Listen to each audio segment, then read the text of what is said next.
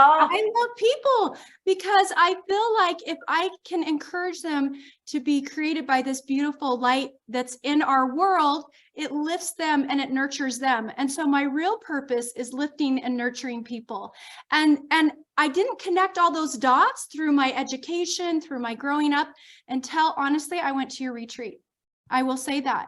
It made a switch. It switched in my mind like, okay, I have all these talents and gifts and interests of things I like. How do I bring them together? And I remember really specifically at the retreat, I had just recently lost my sweet mother to cancer. And so of course I was grieving and speaking about her.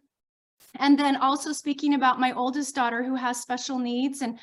And she's the one that I went to get the rose bush, and her middle name is Rose, and it just made this connection. Like, I am talking about generations.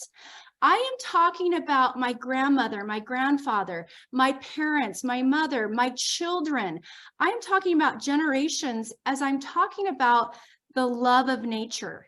And so when I say generational gardening, it is an awareness of bringing that beauty and light of nature and people, of connecting, of healing, of joy.